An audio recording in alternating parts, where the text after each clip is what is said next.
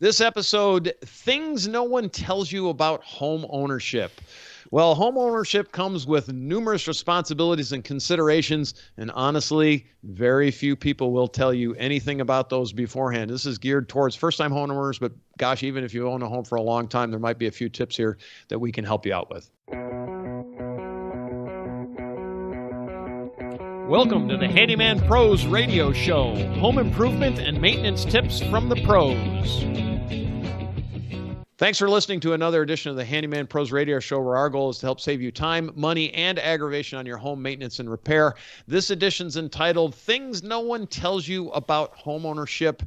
And to help me explain, it's my ever cheerful co-host and old buddy and homeowner, Mr. Johnny. Johnny, what has been going on this week? Well, I think I was telling you that my little shop blower is about gone. My little cordless Can you believe blower. it? Yeah. Wasn't that which year was that the tool of the year?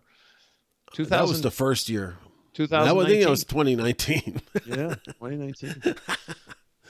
And that thing, it's a brushed motor, so I can feel that the brushes are going, and so I got to put that one out to pasture. That thing is gone. Yeah, but I've got a lot of hours on it. I'll tell you that much. I was gonna say it's had some usage. For a brush motor, I got a lot of hours on that damn if it's thing. anything like mine, it is. Yeah. Other than that, just I just did another toilet the other day. By the way, I'm telling Johnny's on the toilet roll for a long time. Larry was on the toilet roll. Johnny's on the toilet roll right now. They come in bunches, as they say. Literally, it's okay for all you plumbers out there, man. Just wash your hands and your clothes after work. I'll tell you, I can't get this. Before we get started into the main topic here, don't forget to like and subscribe to our show. It really helps the algorithms decide if our content is worth a flip or not. Please do it for us. And we're trying to spread the word. We're trying to get some good information out there. So, John, I just wanted to start off. This topic came to me as a result of I'm working on a home that is actually somebody bought it sight unseen, and I don't know who did the home inspection, if there even was a home inspection done, because there's just a lot of things in this home that basically weren't even finished. For example, drywall ceilings, ceilings and walls that just weren't finished. They weren't primed. They weren't even sanded. They weren't taped, sanded corners. None of the corners were done. And I'm kind of like, why would you buy this house? And there was actually somebody living in the home. And like, for example, the bathroom ceilings were not finished drywall, no paint, no, even the taping wasn't done. And I'm like, this is an invitation to disaster. Mm-hmm. Like, I mean, those are wet environments, and you have unprotected drywall up there and no tape up there. It's just crazy stuff like that. Yeah. Is that somebody bought that just sight unseen? Wow. My neighbor just bought the house next door. Sight unseen over the internet. So and I'm not against that, but folks, there is something to be said for boots on the ground. So let's kind of go over some of the things that if you're looking at a home, like, what do you need to be concerned with, John? What do you think? Is that a good way for us to go about this? Yeah, I mean, I'll tell you that for me, I could, think about buying, if you're buying a car, you're going to go over that thing. You're going to take it for a drive. Before you buy the car. So for me, your boots on the ground is accurate. I don't know how, I'd have to get in there and take a look at it. At a minimum, have a trusted person somebody to take a look at it for me, inspector or whatever. Right. And there's a lot of things you can do via the internet. So this is just a few of some of the things that I thought we'd sort of touch on. You have to really understand a couple of things about where your home is located and like what's going on in the area. So school districts are really, really important. And I'm not saying that you need to be in the best schools, but whatever. But you need to understand, are they good schools or are they bad schools? What's the plan for future development around you? You might have this great big open, this is going on in our neighborhood at home right now. There's this whole big flap about there's a 50-acre piece of property right now. And of course, a developer's bought it and he's going to put 43 homes in there. And I'm like, sounds okay to me. At least it's not condos, right? Where there's going to be 500 houses, on that 50 acres, right? But the neighbors are all pissed off. And I'm kind of like, folks, it's his property. This is what, this is future development. This is what actually makes your property more valuable. And provided we want him to work within the laws and all that kind of thing, which is what he's doing. But they're like, we're going to stop this development. I'm like, well, come up with $1.5 million and buy the 50 acres and you can stop the development. But short of that, not going to happen. Yeah, it's just not going to happen. It's a lot of not my backyard type of thing. But I think your point is, your point resonates with me is that, if it's done right, it does add value. Oh yeah, no, and I understand that, but that's but like that, so to the point of the show here is that, understanding these kind of things, with the amount of information that you get from the internet these days. Sure. Before you move, go visit the city councils into this, their sites and see what the plans are. Exactly. See who these people are. See how they're, how the rest of this place has been developed over the last 10, 15 years, and you kind of get a trajectory of where things might be headed. One of my other favorites is HOAs. If your home's in an HOA, please read and understand the HOA documents. Okay. I personally have been in flaps with almost every HOA I've ever been a part of because I am a very literal person and I read the HOA documents. And when they came to me several times saying, you can't do that. And I said to them, please show me in your documents where it says I can't do this. This had to do with yard decorations of all the crazy things in the world, right? My wife liked to do a lot of creative landscaping, and they told us we couldn't do that. And I basically told them, unless you want to have a lawsuit on your hands, don't do that. But I didn't even want to get into that situation as a general rule. And I read the Homeowners Association bylaws very specifically, and don't assume that it's just because you have to understand what the bylaws actually say. What can you do? What can you not do? Because you'll get sideways with these groups if you're not careful. And I would say that to a lesser degree on your future development and on zoning and things, but those aren't as critical as, in my case, Gladys Kravitz. The other thing to take a look at in HOA documents is, what's the ability for them to change those documents? And that'll give you another trajectory of how how things can change or how fast they could change, or maybe they can't change. Because it might be a 2/3, vote of everybody in the subdivision to change a rule. So whatever rule that you don't like in there might stick forever. It's just but these things get antiquated over time, and then there's a way that that they'll you get backed into a corner, let's say, on some things that that you get surprised with. I mean, in our neighborhood, there's a couple of things here that aren't going to change, but anyways, we'll leave it there. Anyway, but it's just something to consider. Don't back yourself into a corner that you could have avoided, is my point on this one. Also, understand what the appreciation value. We're going to talk quite a bit about some financial things, but this is one of them. Don't assume there's going to be appreciation, because it's not necessarily a guarantee. Just because you own home, you have a home ownership, don't assume that it's actually going to appreciate in value. Most of the time it will, but it's not a guarantee. There's a lot of factors that go into that, and we don't really want to get into that because that's a whole nother discussion. But it is something you need to be cognizant of. You need to understand, is there appreciation value or isn't there appreciation value? Is it really going to double or triple in value over a 20 or 30 year period? Well, or even short? Once again, it's the ability to go and look at how homes have appreciated in that area over the and I think once you start down this path, then you have an idea of the whole picture when you put these pieces together. Right. Right. What's the HOA do? What's their history? What's the area's history? Where the commissioner's going? Blah blah. So on and so forth. Yep. And then you're going to find, if it's heading in the wrong direction. Well, it's a consideration. It doesn't mean It's you just, don't yeah, do it, but just go eyes wide open, as we always like to right. say. Go in with eyes wide open. All right, let's move to the next one. So, a home inspector or a trusted advisor, but usually a good home inspector. Even myself, when I buy a home, I still hire a home inspector, folks. I mean, this is what we do.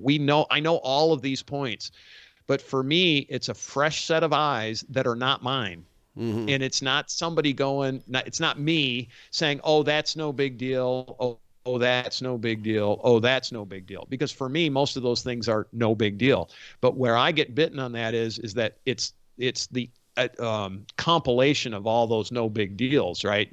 There's oh, we'll just paint that, or we'll just fix the drywall here, we'll just do this. But at the end of the day, I have a list that's 700 items long that are no big deal, and it's like, oh, sugar pops, that's a lot of work. There's a lot of work there. And so I, again, have a good home inspection and then read and understand that homeowner's inspection report, right, John? Yeah, I mean, you bring up a good point because now you're taking the emotion out of it, and you're getting somebody in there that's got a more objective view of the property. Right. Right. So, once again, it's like hiring an independent mechanic to take a look at the car you're about to buy if it's a used car. Yeah. Take the emotion out of it, and get the facts on this thing. But no, that's a good point. And no home's going to be without its flaws, All right, right? I mean, we know this, right? right. But the secondary, I guess the corollary to this is that some of those things are like, let's talk about time, right? So for example, you come in and just for example, say that the HVAC system is 12 years old. I'm just using that as an example. All right, we know we've probably about another 8 years of life to anticipate in that HVAC system, basically figuring about a 20-year thing. We've got some things in some former shows on age spans of the various different items in your home. And there's a graphic out there on our Facebook page as well on how long things last. And if you want to send us an email, questions at Handyman Pros Radio Show, and I'll send it to you. But there's everything has a lifespan, and some of them are a question of timing. Like for example, if your HVAC system, you've got 8 years. Okay, so I've got 8 years to save up some money or just plan for that change versus things that need to be done before I move in, such as, I don't know, just a plumbing leak or something like that that's got to be handled right away. And that timing issue, I think it matters. To me, it matters. If I can kind of have a game plan going forward, I think I'm better off in something than I am if I don't have a game plan. And a good home inspection will help you with that Mm-hmm. game plan as far Mm-hmm. as what's critical, what's not critical, and there's so many things in home inspections that are questionable to be good. Not questionable, it's not the right word, but most home inspectors are going to tell you what current code is, and your home was, if it was built, depending on when it was built under the code of the day, and the code of the day might not meet the code of today, but it also doesn't mean it's necessarily bad, you know. Yeah. So that's where you kind of have to qualify and look at timing, on timing on things. So those issues also matter to me. And again, I just wanted to reiterate, small things can mean a lot. Um, what's the next one, Johnny? I was talking Well, about financial. I would just look at a couple of things. If you guys are going to go in and look at buying a new house or moving to another house, anything can be fixed. Let's put it that way. But at what cost? Right. And I think that the ones that I have heard that are the biggest, the biggest things to take a look at is the foundation. And if you think that you're gonna, whatever your house is, and it's gonna be things, it's gonna be things like, how did they put vapor barriers in the house, underneath if it's got a basement, so on and so forth, because in different decades it was different. Correct. People didn't live in basements. Right. Basements were not to be lived in. So don't go down there and think that you're going to live in it, because it's going to be a Has water potential mess. for being a Yeah. problem. So, Yeah, has potential. but for being it's things like that. And your point is well taken. Is that you get an inspector, and you're going to find out a lot of things that that you might not you would have overlooked. That might cost you a lot of money in the future. So, it, I want to tack on to what you just said, John, because you brought up a very interesting. You used one word that I actually forgot to leave out, or I didn't forget to leave it out, but it spurred my memory. You said if you're buying a new home, a new house, folks, this is my never to be humbled opinion, but if you are buying new construction, I still think you have a home inspector go Oh, out and oh, look at it. oh, absolutely, absolutely. Oh, Do not absolutely. assume that because it is a brand new construction home that is going to be right, because No, it's not. no.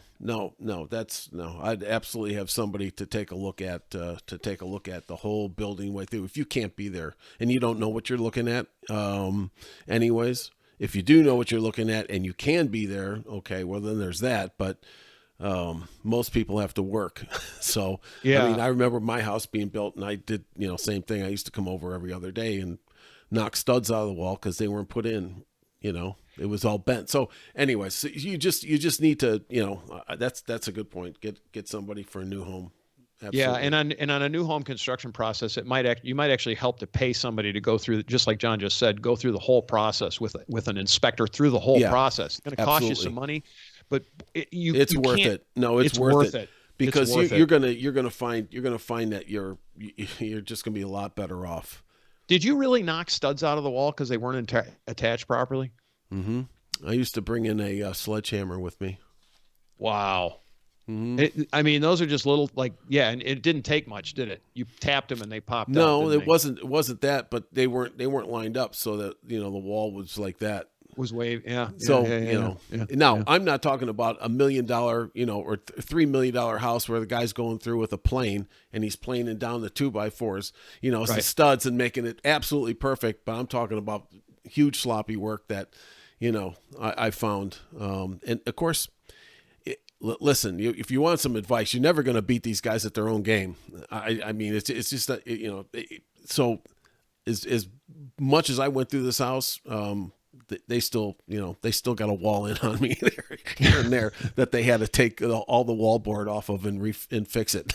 Yeah. Well, it's a big So project, and that's the point. it, It's a it is big it's a big project. project. And Yeah, listen, I get it. I I get get it. it. Everything is, it can't be absolutely, perfect. Like, but anyways, so But at the same time, it shouldn't be cheated it either. should you shouldn't It be shouldn't cheated be out. No, junk. no, no, no, You no. know. Because guess what? You're going to live with that mortgage for the next 30 some years. Exactly. Exactly. All right. So Let's get on to, speaking of mortgage. Let's get on to financial concerns. Remember, folks, the mortgage is just a part of it, right? There's more to it than that, right? Because yep, Johnny, what do? I mean, the name of this show is help you save time, money, and aggravation on your home maintenance and yeah, repair. Home maintenance and repair is a significant expense on a yearly basis. And you might think it isn't, but tab it up and you'll find yeah, out it is. Don't forget to include things like lawn care and HVAC system maintenance and plumbing issues and just all of there's a lot of things. There's 25 systems in your home, and all of those things require some sort of maintenance at some time during the year. And again, a lot of it is your time. It's the time. Like a lot of the stuff you can do yourself, but it's still, how much time do you have? And do you want to spend time doing it? yeah, yep, And you can't ignore it, and you can't yep, ignore it. Don't forget property taxes and insurance. I know that sounds crazy, but remember, those two things they never decline in value. Nobody ever says, hey, we're going to give you a tax credit, or they do, but it's very short term. They're always on the yeah, rise. So you have to plan for that. Insurance costs are not going down. They are not, then they won't, because it's based on value generally. And if your value is going up, so is your insurance, and so are your taxes for that matter. So those are just things to think about. What's some of the other stuff, Johnny? uh well, I'm just kind of looking over the list that we had put together, like the unexpected repairs. Yeah, there's going to be things that break, right? Yeah, I mean, that just stuff happens, I think when you go to pull a mortgage, right? They're gonna get as close as they can to a full month, what it's gonna cost you per month to live in the house with insurance and everything else, right? The mortgage and insurance, yeah, The but they don't mortgage and count insurance. anything So else. you gotta, that's gonna try to be baked into when you go to pull a mortgage, how much you can pay. Hmm. But there's other things that are unexpected, that's going to happen in what we're talking about here. things happen to, like you just said, they break, and you're going to be on the hook for stuff. Tree falls through your house or Tree something like that. falls. You've got the HOA fees. You've HOA got fees. Yeah, utility costs, folks. utility costs. Those So can be those are some expensive. variables too. Yeah, and they're variables, and they're variable on the seasons. They're Right. variable on just year to year or season to season. Just depends. So in the south, we live in the south, so in the south, you get a particularly hot summer, you can see significant increases in your utility costs alone. Yet and then conversely, if it's not so hot, which we haven't had a really hot summer in quite a while, Johnny, not really hot. Last year I think we had 2 days over 100, which is not a hot. That's not how, I mean, there were many years. I remember been in Atlanta for 30 years at this point. And I mean, many summers where there were weeks over 100. We haven't had that for a long time, quiet. which is, Be quiet. yeah, I know, yeah, quiet, right? Surprise. Guess what's coming this summer, Johnny? Because Larry talked about it, kind of thing. But those are little things that you have no control over, right? You have no control over them, and so you do have to kind of understand that's what happens. Don't just look at your home, particularly if you're buying it. Hey, we can afford this for mortgage and insurance, because that's not those are the ones. That's just one factor here. It's just one factor.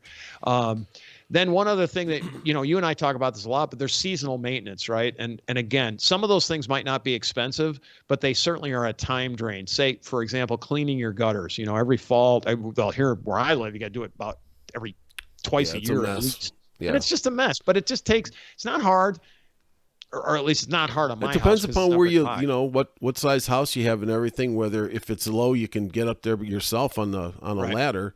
But if you have high gutters, be advised you're going to be into a $300 to $500 cleaning bill, and the significance of that is if you maybe don't twice do a it, year.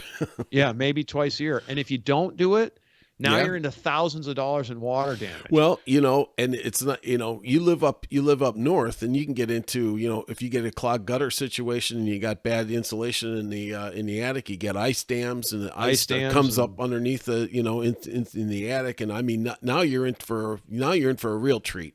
Oh, if you've never had that happen, yeehaw. Yeah. Been there, done that. Yep.